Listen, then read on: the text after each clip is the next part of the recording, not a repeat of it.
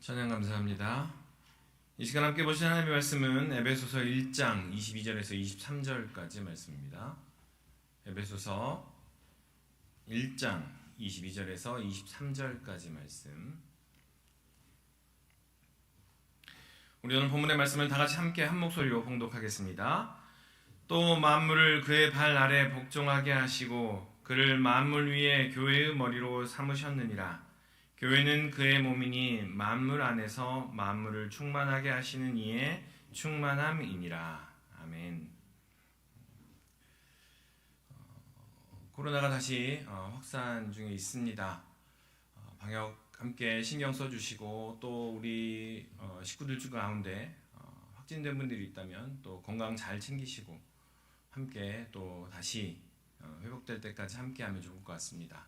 무엇보다도 전 목사님을 위해서도 함께 기도해 주시면 감사드리겠습니다. 루키즘이라는 말이 있습니다. 보다라는 룩이라는 영어 단어에 이즘이라는 전미어가 붙은 그런 단어입니다. 그런데 이 루키즘이라는 말이 있는데 이 말은 사람을 사람됨이나 성품으로 바라보고 그것을 판단하는 것이 아니라 그 사람의 외모나 외양으로 그 사람을 판단하는 그러한 성향을, 그러한 경향과 사조를 일컫는 말입니다. 우리가 쉽게 외모지상주의다라고도 이야기할 수 있을 것입니다. 좋은 말로 이야기하면 가치관, 중요하게 여기는 게 다를 뿐입니다. 중요하게 여기는 것이 다를 뿐이지 나쁜 건 아닙니다라고 이야기할 수도 있겠지만 우리는 한번 더 질문을 해보고 생각해 보아야 합니다. 무엇으로 그 사람을 판단할 수 있는가? 사람의 외모인가? 아니면 평소의 말과 행동인가? 라는 것입니다. 젊은 남성들이 만들고자 하는 몸매가 있죠. 역삼각형 몸매를 만들고 싶어 합니다. 딱 벌어진 어깨, 그리고 복근도 마찬가지입니다. 초콜릿 복근, 빨래판 복근, 여러 가지 많은 것들을 이야기를 합니다. 그것을 만들기 위해서 많은 노력들을 하는데요. 저도 쉐입이 있습니다. 모양이 역삼각형은 아닌데 원형의 쉐입이 있습니다. 네. 사람들마다 다 몸의 형태가 있죠. 그리고 저도 복근이 있습니다. 뱃살로 인해서 드러나지 않을 뿐이지 사람들은 다 복근이 있죠. 그런데 이런 형태나 외양으로 보여지는 것만을 강조하다 보니 감추어져 있는 그 이면에 있는 것들이 온전하게 드러나지 못할 때가 있습니다. 자기 관리가 나쁘다 혹은 자기 관리를 하는 사람들의 노력을 폄훼하려는 것은 아닙니다. 그런데 혹시 그렇게 하는 것이 우리의 몸을 상품화하려는 이 시대의 흐름에 그냥 휩쓸려 가버리는 것은 아닌지 점검해 보았으면 한다는 겁니다. 그 외모만을 가지고 보이는 것만을 가지고 모든 것을 판단하려는 루키즘의 이 사회를 이야기하려고 하는 것입니다. 그런데 이러한 모습이 개인뿐만이 아니라 교회에도 이러한 루키즘의 모습이 있습니다. 뭐가 있을까요? 가장 우선 생각해 볼 수 있는 것은 교회의 외양이죠. 교회의 건물과 멋진 외양에 심하게 집중하는 것입니다. 더불어서 외양뿐만이 아니라 교회 안의 모습들에게 교회 안의 모습들, 내부를 멋지게 하는 것. 이러한 것들이 교회의 루키즘이라고 말할 수 있다면 교회의 마음의 루키즘이 있을 것입니다. 우리 교회가 최고야. 우리 교회의 말씀이 좋다. 우리 교회는 건강하다. 우리 교회가 괜찮으니 다른 교회가 어떠하든 나는 괜찮아 라고 이야기하는 그러한 모습이 있을 것입니다. 사람들은 그것으로 교회를 정의하려고 하고 그러한 교회에 다니는 것만으로 나의 신앙이 그러할 거다라고 스스로를 정의해버립니다. 이것이 교회의 외양의 루키즘 그리고 마음의 루키즘의 모습이라고 이야기할 수 있을 것입니다.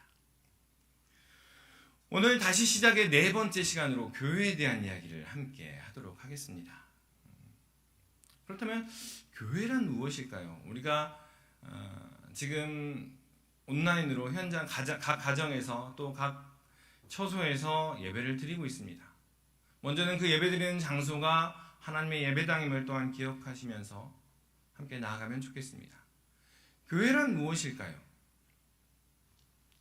교회를 칭할 때 에클레시아라는 단어를 사용을 하였습니다. 이 헬라어라는 단어를 사용하는데 이 에클레시아라는 헬라어 단어가 원래는 교회에서 사용하는 종교적인 단어가 아니었습니다. 공적인 사업을 논의하고 정치적인 집회를 칭하는 어떠한 세속적인 그러한 모임을 칭할 때 이미 사용되고 있었던 단어가 에클레시아라는 단어였습니다.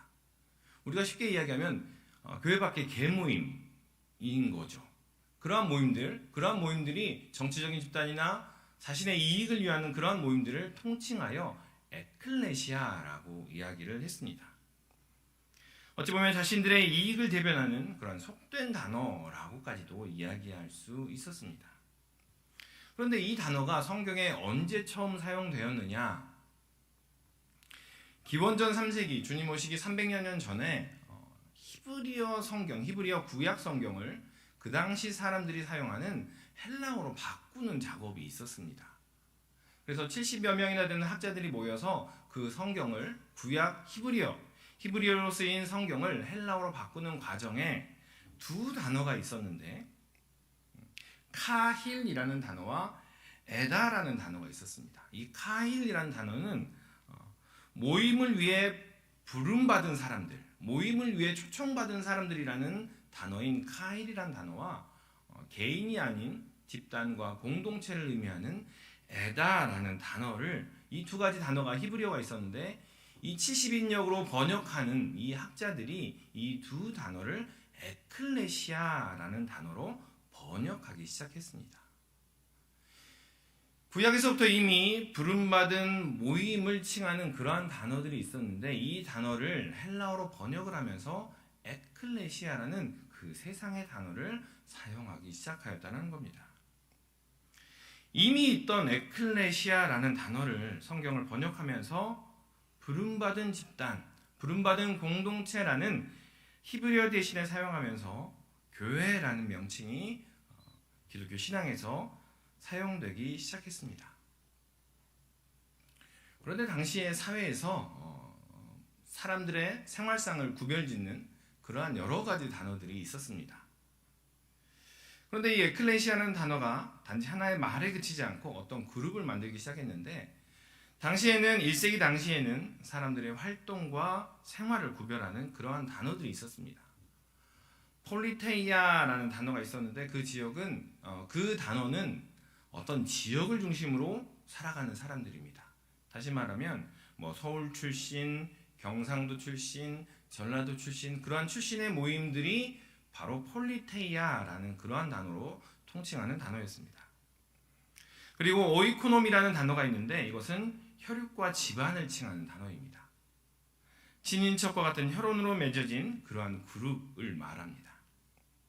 그리고 자발적인 동반자 정신을 가진 사람들이 모인 코이노니아라는 단어가 있었습니다. 단순히 우리가 교제라고 사용을 하는데 당시 1세기에는 자발적인 본인들의 이익을 위해서 모인 공동체를 코이노니아라고 이야기했습니다.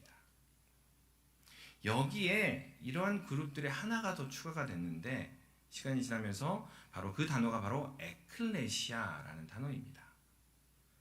폴리테이아, 오이코노미아, 코이노니아에 더불어서 에클레시아라는 모임이 형성이 됐는데 유대인 회당과는 구별되어서 그리스도를 주님으로 모시는 그리스도인 공동체, 예수를 그리스도로 맞이한 부름받은 사람들의 모임을 에클레시아라는 이 단어로 칭하기 시작했다는 겁니다. 자신들의 이익을 위해서 모였던 그 사람들을 칭하는 이 에클레시아라는 단어가 그러한 의미에서 출발하는 이 에클레시아라는 단어가 예수를 그리스도로 맞이한 사람들의 모임이라는 그러한 의미로 바뀌었습니다. 우리가 교회라고 사용하는 이 단어가 극히 개인적이고 집단적인 이익을 추구하는 모임에서 사용되는 단어였다가 종교적인 의미를 가진 그러한 단어로 바뀌었다라는 겁니다. 그리스도께서 세상에 전파되어 세상의 의미들을 거룩한 의미로 바꾸는 것을 보여주는 한 예라고 할 수 있습니다. 그 시작이 바로 교회라는 단어에서 시작되었다라는 겁니다. 교회라는 단어가 그렇게 시작된 것처럼 교회의 정체성이 무엇이냐? 세상의 것들에 온전한 의미를 부여하는 것이라고 이야기할 수 있습니다. 그런데 이렇게 불러냄을 받은 교회가 사도행전에 두 개의 교회가 나옵니다. 이들이 가장 우선한 것들이 있는데, 이 초대교회들이 가장 우선한 것들이 있는데, 이 두 개 교회는 어떤 교회냐? 유대교를 믿는 사람 중에 그리스도인으로 구성된 예루살렘 교회와 이방인들로 구성된, 이방인들이 주축이 되어 모인 예수님을 믿는 사람들로 구성된 안디옥 교회가 있습니다. 이 두 교회도 툭탁거림이 있었습니다. 우리가 처음에 에클레시아라는 단어를 처음 말씀드릴 때 자신의 개인의 이익, 집단의 이익을 위한 그러한 단어를 사용했던 것처럼 이 두 교회도 툭탁거림이 있었습니다. 사도행전 6장의 내용인데요. 그때 누가 구제를 더 많이 받느냐, 누구에게 얼마나 어떠한 구제를 하느냐로 이 두 교회가 툭탁거림을 시작하였습니다. 그런데 그때 그 문제를 어떻게 해결하였느냐? 교회의 본질을 바탕으로 우선순위를 정리함으로 시작하였습니다. 부름받은 사람들이었음에도 그들 안에서 자신의 이익과 자신의 생각이 상충될 때 그들은 교회의 본질적인 우선순위를 다시 정리함으로 그 본질을 찾아가기 시작했다는 겁니다. 사도행전 6장 2절과 4절의 말씀을 제가 한번 읽어보도록 하겠습니다. 12사도가 모든 제자를 불러 이르되 우리가 하나님의 말씀을 제쳐놓고 접대를 일삼는 것이 마땅하지 아니하니 우리는 오로지 기도하는 일과 말씀 사역에 힘쓰리라 하니. 우리 안에 분쟁이 있습니까? 있을 수 있습니다. 자신의 사람들이 소외되는 것 같아서 서운하십니까? 그럴 수도 있습니다. 예수님의 말씀을 맡았던 그들도 그러했고 여전히 건강하다는 많은 교회들에도 그러한 모습이 드러납니다. 물론 그러한 일이 없어야겠지만 그러한 일이 우리 가운데 일어날 때 우리는 가장 먼저 생각해 보아야 합니다. 그 기도하는 일과 말씀 전하는 일은 잘 하고 있는가? 부름받은 사람으로서 그리스도를 바탕으로 한 기도하는 일과 말씀 전하는 일을 우선하여 충실하게 행하고 있는가라는 것을 점검해 보아야 한다는 겁니다. 두 교회가 분쟁일 때 가장 우선하는 것은 예수가 그리스도이심을 믿는 것에 집중했습니다. 교회가 무엇일까요? 교회는 예수 그리스도를 바탕으로 한 부름받은 공동체입니다.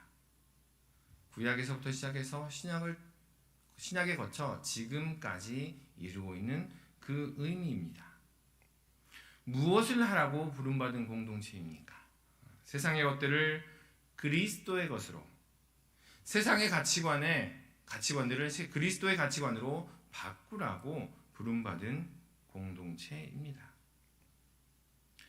에클레시아라는 단어의 변화처럼 세상의 것들에 그 존재의 의미를 부여하라고 부름받은 공동체가 바로 교회입니다.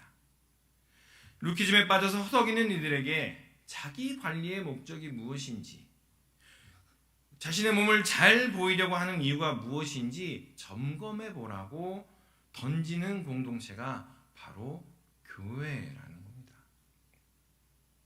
소망하기는 우리 모든 신림의 식구들이 세상에 의미를 부여하는 참된 교회임을 기억하시기를 소망합니다. 에클레시안 단어를, 세상에 속된 단어를 교회라는 단어로 시작했던 것처럼 세상에 사용하는 그러한 말들에 그리스도의 의미를 부여하고 그리스도의 참된 가치를 부여하는 우리 모든 신림의 식구들이 되시기를 소망합니다. 혹시 여러분 우리나라의 그 다문화 가정의 비율이 어느 정도 되시는지 아십니까? 작년에 다문화 가정 비율이 2%가 넘었다라고 합니다. 그리고 작년에 출생한 100명 중에 6명이 다문화 가정의 아이들이라고 합니다. 우리가 과거 어렸을 때는 우리가 단일 민족이다라는 것을 자랑스럽게 여겼습니다. 그런데 사회가 다변화되다 보니까 이 단일 민족입니다라는 것이 때로는 지금 젊은 세대와 우리 시대를 살아가는 사람들에게는 그게 무슨 의미일까라는 질문들을 또한 하게 됩니다. 저도 그러한 경험이 있습니다. 잠깐 그 유학하는 시절에 백인 부부와 친해졌던 일이 있었습니다. 그래서 함께 식사하는 중에 그 백인 부부의 자녀를 소개해 주려고 부르는 겁니다. 그래서 백인이니까 백인이겠거니 생각하고 있는데 정말 그 미국인의 흑인이 아니라 아프리카계 흑인이었습니다. 두 명의 여자 아이들, 정말 이쁜 아이들이었는데 정말 까만 아프리카계 흑인의 아이들이 다가오는 그러한 모습을 다가오는 것이었습니다. 그러면서 아빠, 엄마 이렇게 부르는데 그 순간 저의 머릿속에 큰 충격이었습니다. 색깔이 다른데 어떻게 가족이 되지? 라는 생각이 스스로 들었습니다. 그러면서 한참 후에 그런 생각을 했습니다. 나의 생각이 또 내가 자라온 환경이 또 내 가치관이 그렇게 형성이 되어 있구나. 아직 거기까지는 못 가는구나 라는 생각을 했습니다.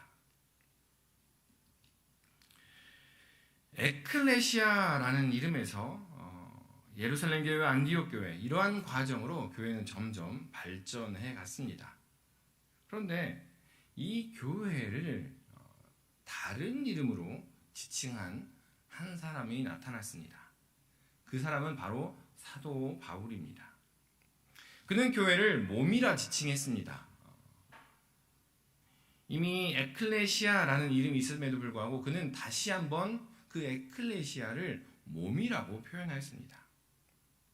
사도 바울은 자신의 사역 초기에는 교회를 몸이라고 표현하지 않았습니다. 그런데 점점 시간이 지나면서 그는 교회를 몸으로 표현하기 시작했습니다. 우리가 알고 있듯이 성경에서 몸을 이야기할 때는 사륵스와 소마를 이야기를 합니다. 사륵스는 우리의 살을 이야기하죠. 그냥 살만을 의미합니다. 소마는 전인격적인 몸을 의미합니다. 다 포함된 그러한 몸을 의미하죠. 오늘 본문에서는 이 소마라는 단어를 사용하여 교회를 이야기합니다.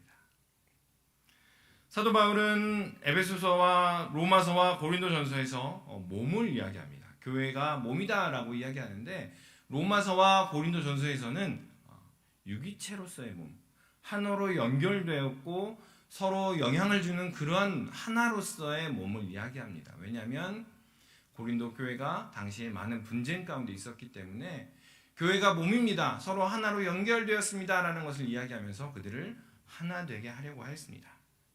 그런데 오늘 본문 에베소서에서는 그것과 다른 몸을 이야기합니다. 에베소서 1장 22절을 우리 다 같이 한번 읽어보도록 하겠습니다. 22절입니다. 또 만물을 그의 발 아래 복종하게 하시고 그를 만물 위에 교회의 머리로 삼으셨느니라. 아멘. 사도 바울이 교회를 몸이라고 이야기하기 전에 그 몸이 어디를 근거하고 있느냐?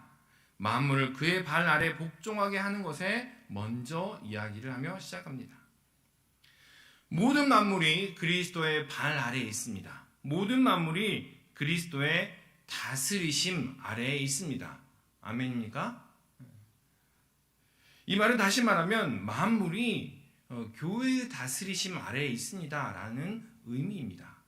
이 말을 다시 만물이 교회의 다스리심 아래에 있다라고 우리는 선포할 수 있습니다. 나는 그리스도입니다. 그리스도인이 되었습니다 라는 이야기는 상황에 따라서 이러한 상황에서는 그리스도께서 다스리시고 저러한 상황에서는 그리스도께서 다스리지 않습니다 라고 말하는 사람이 아닙니다.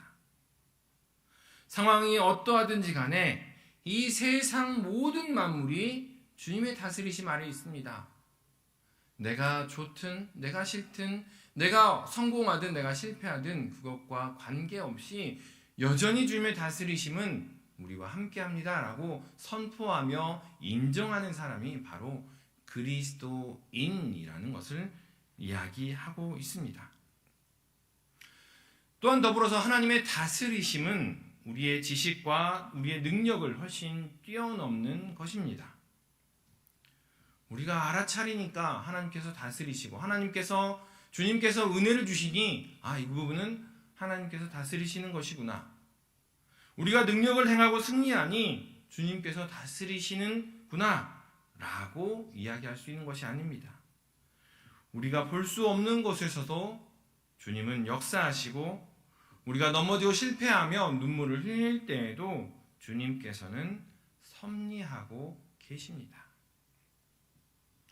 그 만물 위에 교회가 있고 그 교회의 머리가 되시는 분이 바로 우리가 고백하는 그리스도이십니다. 내가 그리스도를 믿습니다. 내가 예수님을 믿습니다. 예수님께서 그리스도이심을 믿습니다라는 것은 나의 상황과 우리가 처한 상황과 관계없이 하나님께서 주님께서 이 세상 모든 만물을 주관하고 계심을 인정하는 것임을 기억하시기 바랍니다. 우리가 매주 출석하는 예배당으로서의 교회, 그리고 거룩한 산 제사를 드리는 개인으로서의 교회, 모두 만물 위에 그 모든 것의 머리가 되신 그리스도로 말미암아 그 모든 교회가 만물 위에 존재하며 그 모든 교회가 이 세상 모든 만물을 주관하고 있다라는 것을 우리는 기억해야 합니다. 그러나 우리 현실을 보면 교회, 특별히 우리 한국 교회 그러면 한숨이 더 먼저 나오지요.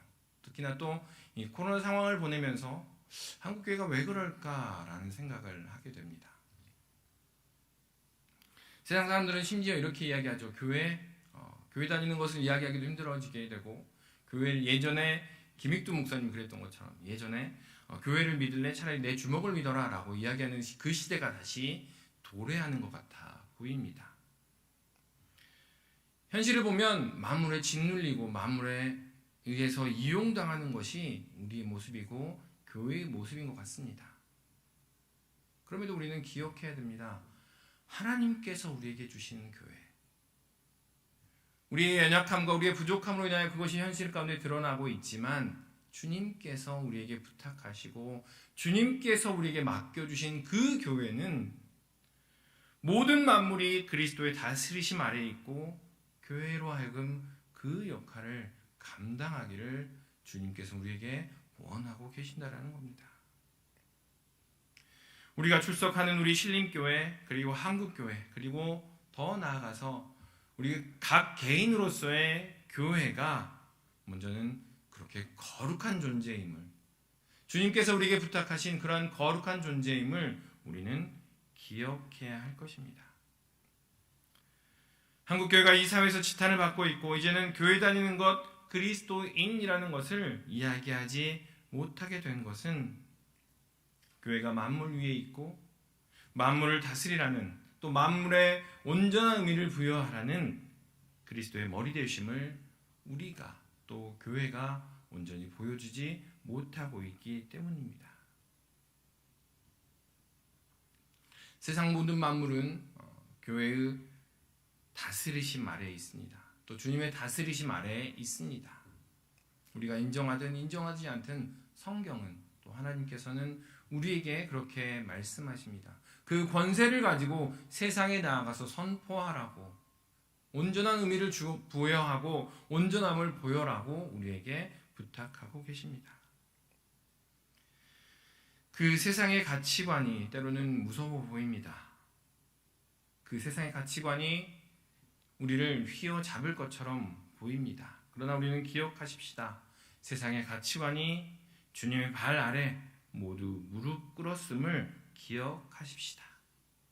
지금 당장은 물질이, 또 세상의 권세가 무서워 보이지만 그 모든 것들이 주님의 발 아래에 복종하였음을 기억하십시다. 그것을 선포하고 우리 함께 그렇게 나아가십시다. 그렇게 이야기하는 것이, 그러한 모습을 보여주는 것이 바로 교회입니다. 그 말씀을 선포하고 그곳이 교회이며 그 하나님의 능력이 시작되는 곳이 바로 교회라고 오늘 에베소서는 우리에게 말하고 있습니다. 여러분 한강의 그 채식주의자라는 소설을 보게 되면 이런 내용이 있습니다. 아내가 악몽을 꾸게 되죠. 악몽을 꾸게 돼서 어느 순간 육식을 하지 않고 채식주의자가 되겠다라고 선포를 합니다. 그런데 잘 살던 평범한 가정에, 보통 가정에 잘 살던 아내가 갑자기 채식주의자 선언을 하게 되니까 여러 가지로 너무 불편한 거예요. 남편도 불편하고 시부모님 가족들도 다 불편하니까 이 여인을, 이 아내를 이제 여러 가지 방법으로 회유도 해보고 또 여러 가지 방법으로 폭력을 또 행하기도 합니다. 왜 그렇게 굳이 유난을 떠나면서 그들은 사회적으로 경제적으로 이 아내를 린치하며 구석으로 몰아가는 그러한 내용이 채식주의자라는 소설의 내용입니다. 그 구성원들을 보면 우리와 똑같은 평범한 사람들입니다. 회사도 다니고요. 똑같이 활동하는 그러한 사람들입니다. 그런데 뭔가 조그만 변화가 생기니까 자신에게 익숙한 것으로 다시 만들고자 그 아내를 끌어당기기 시작하고 폭력, 보이지 않는 여러 유형의 폭력들을 사용하는 그러한 모습이 보입니다. 이 아내를 주위한 이 많은 사람들이 자신도 알지도 못한 채 자신의 몸이, 생각이 그렇게 형성되었기 때문일 것입니다. 저의 몸을 예로 들 수밖에 없는데요.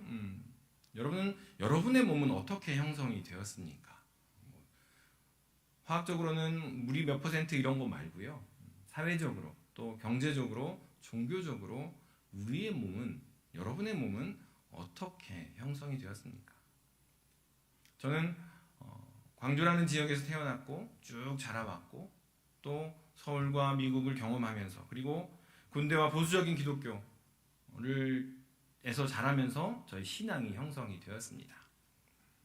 그리고 이 사회를 통해서 전형적인 남성성을 입었고 때로는 편안함을 굉장히 추구하는 그러한 몸을 갖게 되었습니다. 우리는 쉽게 생각해버립니다. 지금 나의 몸은 뚝 떨어진 몸이야 라고 생각합니다. 그런데 사회적으로, 경제적으로 또 여러 가지 종교적으로 보면 이 몸이 어떻게 형성되었는지 우리는 한번 살펴볼 수 있습니다. 사도 바울은 22절에서 교회의 머리 되신 그리스도, 만물 위에 있는 교회를 이야기하는 것에 멈추지 않고 더 나아가서 몸을 이야기합니다. 23절에서 교회는 그리스도의 몸이고 충만이라고 이야기합니다. 교회는 그리스도로 충만한 곳, 충만한 존재가 바로 교회입니다. 교회는 부족하지 않습니다. 교회는 비어있지 않습니다. 그리스도로 충만 그 자체가 교회입니다. 라고 이야기하고 있습니다. 사도 바울은 논쟁하기 위하여 이 말을 한 것이 아닙니다. 사도 바울이 경험하였고 사도 바울이 계시받은 그 말씀을 전하고 있는 것입니다. 그리스도로 충만한 몸이 바로 교회입니다. 라고 이야기합니다. 우리 23절을 다 같이 한번 읽어보도록 하겠습니다. 23절입니다. 교회는 그리스도의 몸이니 만물 안에서 만물을 충만하게 하시는 이의 충만함이니라. 아멘. 그런데 이 편지를 받은 에베소의 신실한 그리스도인은 이 몸이라는 단어를 어떻게 받아들였을까요? 우리가 처음에 이야기한 것처럼 이들이 분석을 했을까요? 소마는 이런 거고 사르스는 이런 거고 이런 거니 이렇게 분석을 했을까요? 아니요. 이 에베소의 사람들은 아마 그리스도의 몸이구나 라고 실제적으로 몸으로서 교회를 받아들였을 것입니다. 모든 것들이 가득한 그렇게 우리의 삶의 전체적으로 형성된 그 몸을 생각했을 것입니다. 그런데 이 에베소라는 지역을 한번 살펴보게 되면 사도 바울이 이 편지를 쓴 에베소라는 지역은 아데미의 신전이 있는 곳입니다. 바울이 전도를 하자 세공업자 데메드리오가 소란을 일으켰던 그곳입니다. 그런데 이 아데미는 어떤 신이냐? 풍요와 다산의 여신입니다. 아데미에서 발견된 여신상을 보게 되면 그 지역이 풍요라는 이름으로 얼마나 문란했는지, 몸을 함부로 다루었는지 알 수 있습니다. 우리가 쉽게 검색을 해보아도 아데미의 여신상이라고 검색을 해보아도 풍요를 의미하는 여러 가지 모습들의 그 여신상 안에 드러납니다. 그러한 곳에서 많은 사람들이 이 아데미의 복을 받기 위하여 몸을 자신의 마음대로 다루었던 곳이 바로 이 에베소라는 지역입니다. 그 많은 곳에서 아데미의 복을 실현한 대상으로서 사람들이 그 몸을 함부로 다루었는데, 사도 바울은 그 같은 몸을 지칭하면서 그 몸이 이제는 너희가 아데미의 복을 받기 위해서 그렇게 함부로 굴렸던 그러한 몸이 아니라 이제는 그리스도로 충만한 가득 채워진 몸이다라고 이야기를 하고 있는 겁니다.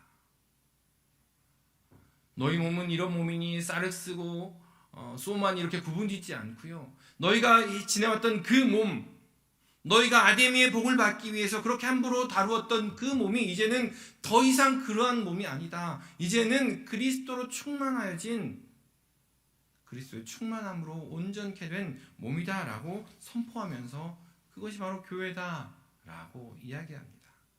각 개인으로서의 교회, 모임으로서의 교회를 이야기하고 있습니다. 그런데 이 시대에도 여전히 아데미가 우리 가운데 존재합니다. 설교를 시작하면서 루키즘에 대해서 말씀을 드렸습니다.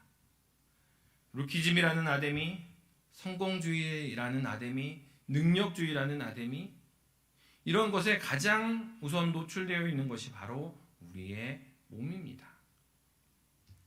사람들은 몸을 통해서 자신을 보여주려고 합니다. 몸의 신학, 몸의 정치학, 몸의 많은 이야기들이 있습니다. 왜냐하면 몸을 통해서 자신을 드러내고 어필할 수 있기 때문입니다. 요즘 시대는 이 몸을 수치화하고 객관화하며 계급을 나눕니다. 도구화합니다.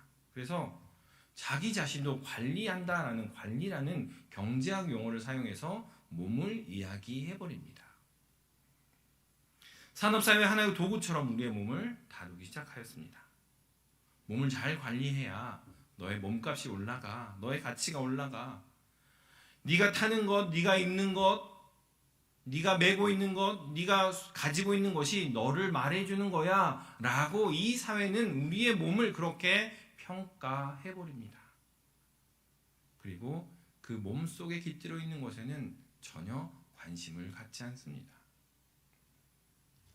더 나아가 몸 관리의 방식으로 자신의 신분을 증명하려고 합니다. 우리의 몸이 어떻게 관리되고 있는가에 따라서 사회적인 계층을 이야기해버리는 시대까지 되었습니다. 우리 사회에서 노동을 통하여 삶을 영위하는 이들은 그들의 몸을 도구로 인식하는 그러한 경향이 있습니다. 사회가 그렇게 가스라이팅한 거죠. 그들은 공통적으로 기계와 같은 몸이라는 비유를 사용해서 자신의 몸을 이야기해버립니다. 이에 반해서 이미 충분히 소유한 이들은 크고 건장한 몸을, 노동에 필요한 몸을 만드는 대신에 실리적 행위에 더 적합한 날씬한 몸을 만드는, 그래야만이 더 좋은 거야 라고 이야기해버리는 시대가 되었습니다. 그런데 이 몸 관리하는 것에만 머무르지 않습니다. 더 나아가서 여성과 유색인종, 색깔과 지역과 여러 가지 많은 것들로 차별하기 시작한다는 겁니다. 이미 가진 이들이, 이미 소유한 이들이 자신의 그 소유를 안전하기 위하여 그 몸을 계층화하고 구별하면서 더 견고히 한다라는 겁니다. 자연스러운 몸을 시대적 사회적 현상들이 파괴하기 시작했습니다. 여성의 몸을 남성 중심의 사회가 파괴합니다. 다양한 지역의 몸을 특정 지역의 의식들이 파괴합니다. 사도 바울은 이 몸을 이야기합니다. 관념적이고 개념적인 몸이 아니라 실제 우리가 살아가는 몸이 바로 교회이며 그 몸이 그리스도의 충만이다라고 이야기를 하고 있습니다. 아데미에 의해서 이리저리 다루어지는 그러한 몸이 아니라 그리스도로 충만한 몸, 여전히 부족하고 여전히 허덕거리고 여전히 세상의 가치관에 의해서 파괴되어지고 부서진 몸이지만 그 몸이 교회라고 이야기하시며 그 몸 안에는 이미 그리스도가 충만하다라고 선포하고 계시는 것입니다. 그것이 교회라고 말합니다. 그 몸들 수치로 재단되어 있는 또 수치로 재단되어 스스로 혹사하는 그러한 몸뿐만이 아니라 짓눌리고 억눌린 몸들, 소외되고 외로운 몸들, 또한 우리와 생각이 다른 그러한 몸들, 부서지고 상한 몸들이 모이고 모여 있는 곳이 바로 교회라는 사실을 또한 더불어 사도 바울은 선포하고 있는 것입니다. 몸이 모여있는 교회이며 몸이 교회라고 선포합니다. 여러분은 어떤 세계의 몸을 만나 보셨습니까? 또 어떤 몸을 만나서 또 이야기를 나누어 보셨습니까? 그런 질문을 가끔씩 생각을 합니다. 만약에 나중에 우리 아들이, 우리 딸이 다른 세계 배우자를 소개시켜 줄 때 나는 어떤 반응을 할까? 전혀 다른 문화권에 있는 사람들을 소개했을 때 나의 마음은 어떨까 생각들을 가끔씩 합니다. 여러분은 낯선 세계의 몸을 만났을 때, 낯선 모습의 몸을 만나셨을 때 여러분은 어떠한 반응을 보이시겠습니까? 혹 우리 교회에 보이지 않는 몸이 있습니까? 우리 교회는 충분해요. 우리 교회는 이미 다양한 많은 몸들이 있습니다. 다양한 많은 몸이 모여있는 충분한 교회입니다 라고 생각하고 계십니까? 소망하기는 우리 교회가 먼저, 우리 신림교회가 먼저 다양한 몸을 가진 이들을 위해 할당제 같은 것들을 시행해보면 어떨까 생각을 해봅니다.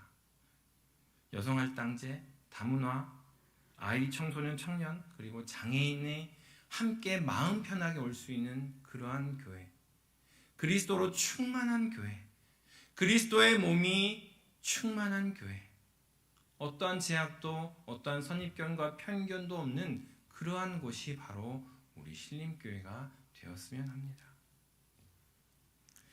말씀을 맺겠습니다.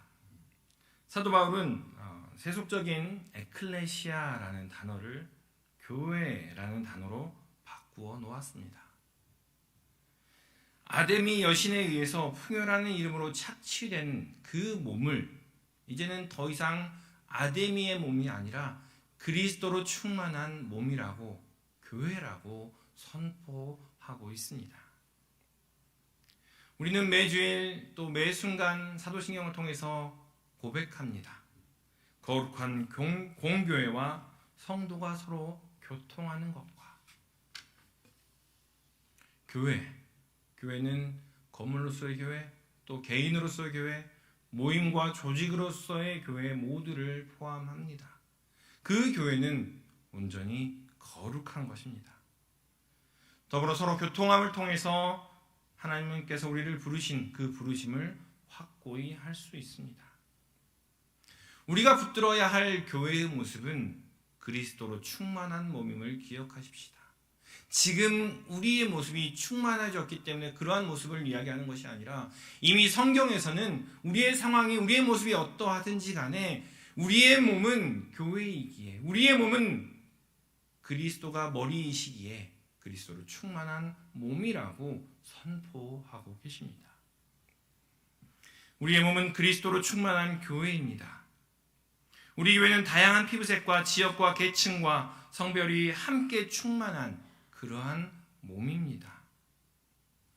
세상의 가스라이팅에 이리저리 휘둘리지 않고 다양한 모습과 다양한 색의 그리스도로 충만한 교회가 바로 우리 신림교회가 되기를 소망합니다. 또한 다양한 몸에 다양한 색의 그리스도로 충만한 우리의 모습이 바로 그리스도인의 몸이라는 것을 기억하시기를 바랍니다.